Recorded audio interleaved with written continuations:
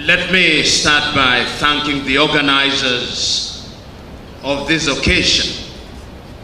I've sat for a few minutes and I've been thoroughly moved. I've used the occasion to send a number of messages to my colleagues in Kenya that a powerful thing is going on in Uganda, and that in the fullness of time, we Kenyans and I hope East Africans must embrace what is happening in Uganda.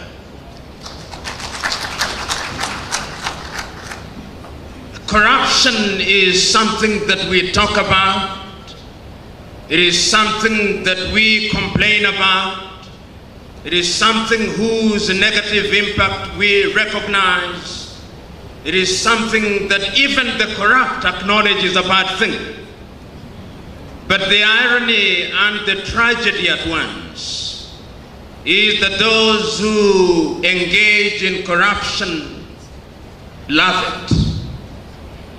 The tragedy at once is that those of us who do not engage in it directly accommodate it. Our levels of tolerance for corruption in Africa is amazing. A long time ago, a great Greek philosopher said that it is in the nature of man to hang the small thieves and to elect the great ones into public office. We do that in Uganda, we do that in Kenya, we do that in Tanzania, we do that in Africa. And that is why Africa remains the poorest continent on earth. I was this morning rereading a book which I commend to you, a book written by a young Zambian economist called Dambisa Moyo, the book called Dead Aid. And in the introduction in that book, there is a note which was found in the bodies of two young Guineans who died while trying to run away from Africa. Today, many young Africans are running away.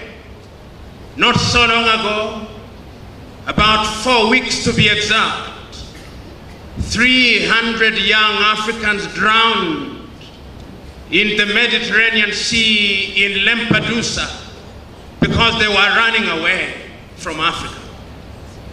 Not so long ago, about 3 weeks to be exact, another group of young Africans drowned next to the island of Malta because they were running away from Africa.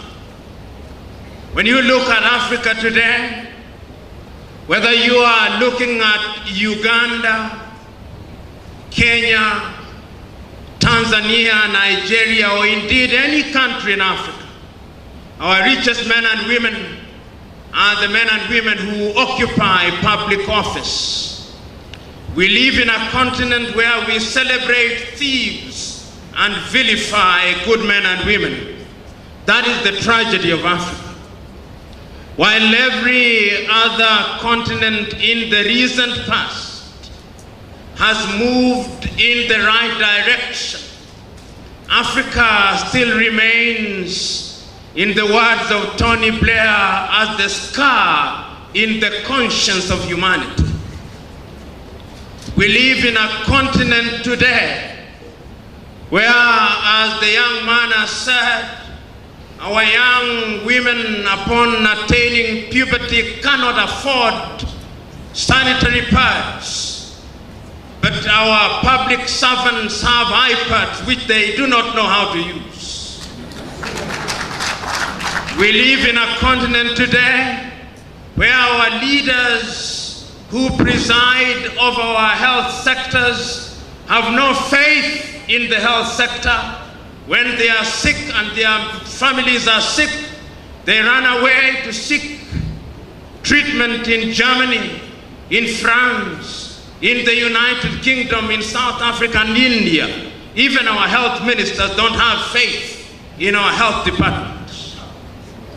We live in a country and countries today where the political leadership have no faith in the education sector. They bring unto us what they call free primary education or universal primary education, but they can never dare take their children to those schools. We live in countries where we claim that agriculture is the backbone of our societies, but we do not use technology to produce crops. Africans are dying younger than they were dying 50 years ago.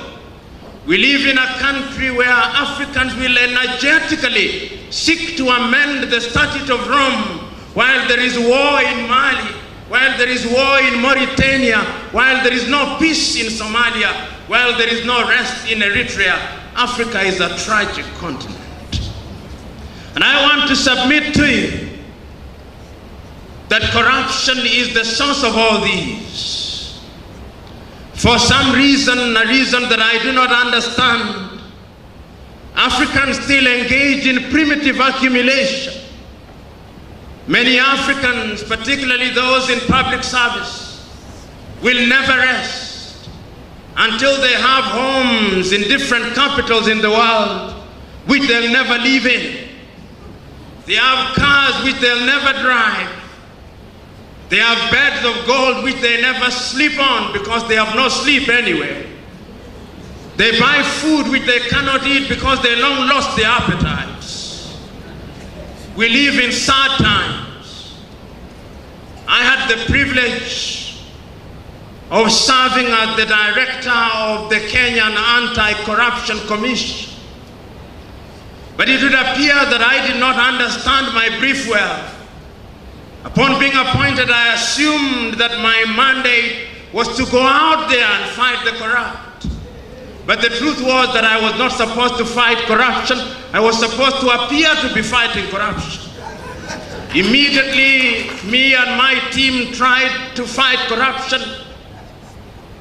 The parliamentarians, in their wisdom and in my own view, in their lack of wisdom, used the occasion of the amendment of the law to disband the organization and to send myself and my 4 directors out of office.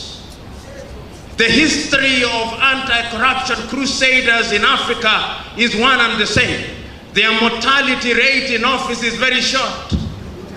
Before I was victimized, before my victimization, Nuhu Ribadu before me had been victimized in Nigeria. Before I was victimized, McCarthy had been victimized in South Africa and his scorpions disbanded. Before I was victimized, my equivalent in Malawi had been victimized. Before I had been victimized, my equivalent in Zambia had been victimized. It would appear that in Africa, if you serve your full term, it is because you have refused to fight corruption. So the question that we must ask here and now, on an occasion such as this, what must Africa do going forward? It gives me great joy that you Ugandans have moved from the drawing table and you have now chosen to go out there to do that which is right and good.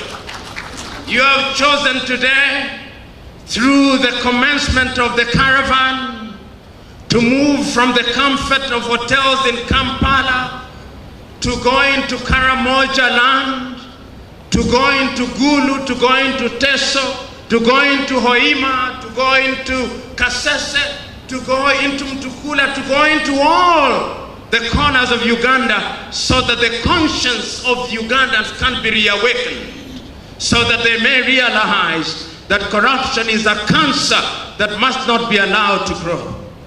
But I want to use this occasion to remind you that it's not going to be easy.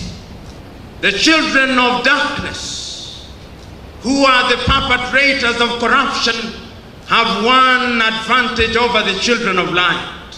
They are well organized. They are prepared to kill. They are prepared to do anything on earth to ensure that their ill-gotten wealth is retained and protected. I always say that those who want to fight corruption must go to the Bible. When they go to the Bible, they must read the book of Matthew or any of the Gospels and read about John the Baptist.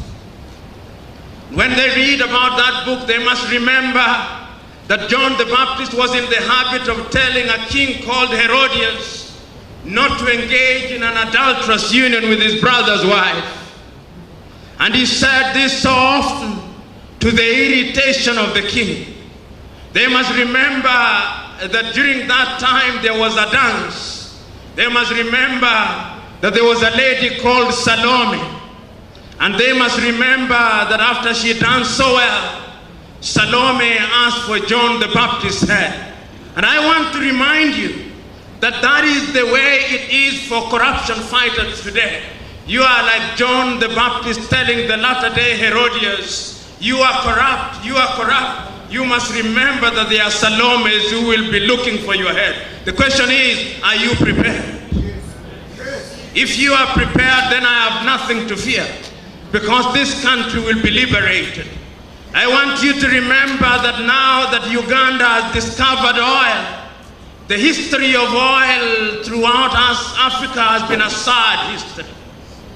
If you go to Nigeria, which is the fourth or the fifth leading producer of oil in Africa, the Nigerians do not have a good story to tell. Nigeria is a great country, but it is famous for producing some of the greatest thieves that the world has ever known. You will go to the Democratic Republic of Congo, which is the richest resource country in the world. And the Democratic Republic of Congo is famous of producing some of the biggest thieves that the world has never known. If you did not know, there once lived a Mobutu in the Democratic Republic of Congo. If you had any doubt, go to Angola with all its oil. It has one of the richest African women in the world, the daughter of the president, Isabel dos Santos. She claims to be a businesswoman, but the last time I checked, she was just a tenderpreneur. And you can go to different African countries. The tragedy of Africa is that Africans are in the business of canonizing thieves and demonizing its saints. This question is, you who are present in this assembly, what is it that we must do? Because corruption is alive and well in our communities. I know in Kenya, and I speak from experience, one day we arrested a cabinet minister for engaging in corruption.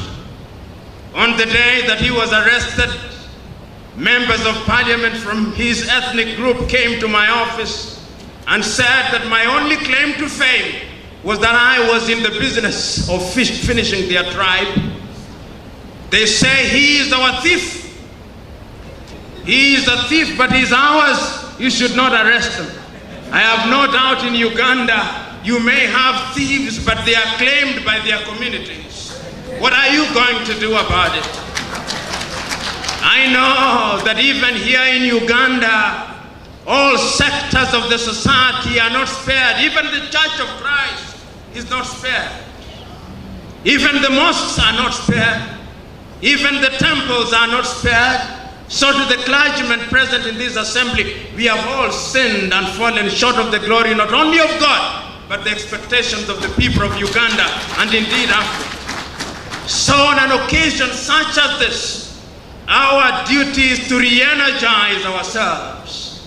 Not so long ago, 2 weeks to be exact, I was at a function of the African Union, and they have now come up with a slogan saying Africa 2063. They are saying that if we'll have lost 50 years, let not this generation lose another 50 years. The question is, are we going to gain Africa by mere pronouncements, or we must change ourselves? We must change our behavioral DNA so that we are no longer attracted to that which is good, bad, and evil. The question is, are we ready? The question is, do we say with our mouth what we do not believe in our hearts? The question is, are we going to wait for outsiders to tell us to do that which we ought to have done? The question is, are we prepared to sacrifice our lives for that which is good and right? The question is, beyond the comfort of Africana, are we going to roll up our sleeves and meet the poor and the desperate and the oppressed in Karamoja? The question is, are we ready? Yes. And if we are ready, we must do that which is good and right. Now, a friend of mine once told me that the African is a very strange being, and I agree. When you give an African the vote, which is an instrument of decision making, how does he use the vote? He waits for some thief to give him 50 shillings or salt, and then he votes in the direction pointed to him or her by that thief. Then he told me that when an African is given a vote, he is like he's given a blank check to go out into the showroom and buy for himself a Mercedes-Benz. When he gets into the showroom, he buys a tuk-tuk. And when he gets home, he wants the tuk-tuk to behave like a Mercedes-Benz. That is the tragedy of Africa. When we are given the opportunity to elect good men and women into public office, we elect them on the basis of the size and the depth of their pockets, or on the basis of their ethnic extraction. And when they have occupied public office, then we expect them to behave well. We are asked to elect a committee to determine the fair rules of hunting. Then we elect hyenas and we expect them to take care of the goats. That is the tragedy of Africa. So we who are assembled here this morning, this is not an idle occasion. This is not an occasion where we come here to dramatize our anger, which will then peter away. This must not be an occasion when we come here to complain about the ills that we have observed. This is not an occasion when we come here to complain about the things that irritate us. This is not an occasion for sorrows and lamentation. This is an occasion where we have come to re-energize ourselves. This is an occasion where we have come to warn ourselves of the dangers of corruption. This is an occasion, fellow Africans, when we must ask ourselves, why is it that all civilization are ahead of us? I'm a practicing Christian, and as I grow old, I become more spiritual. And I read the book of Matthew, and I read the story in Matthew about a rich man, a businessman, whom the Bible records one day he decided to go away. When he was going away, he took 5 talents and gave it to one of his workers. And he took 2 talents and gave to another worker. And the Bible goes on to say to one, he gave only 1 talent. And he says that he went away for a long time and he came back. When he came back, he went to the one to whom he had given 5 talents. And he said, Master, I've worked the 5 talents and I now have 10. And the master said, good work.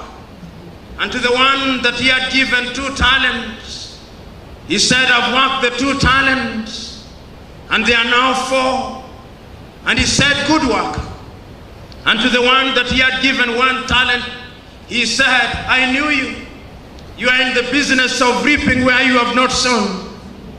And the master said, if you knew I was such a man, why did you not take it to those who are in the business of giving people interest that I may earn my entitlement?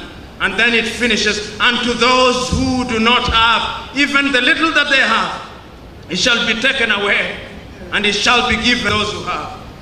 If you look at Africa today, how is it that our minerals are taken away from us from the Democratic Republic of Congo. Our oil is taken away from us. Our agricultural products are taken away from us, and they are given to those who have. If you look at us today, sitting in this assembly, if there was a miracle to say anything that is not produced in Africa disappear, all of us would be naked. Because the clothes that you wear, none of them are made in Uganda. Because the ties that you wear, none of them is made in Uganda. Even the underwear that you wear, none of it is made in Uganda. The question is, are we children of a lesser God? No, we are not. But we have allowed ourselves to be corrupted in our morals and in our ways. Our leaders steal from us, and they keep money in Europe and America. They can't keep it in Africa. The question is, for how long shall we allow this to happen? That is why I'm very happy to join with you here today. On the occasion of remembering the launch of the Black Monday.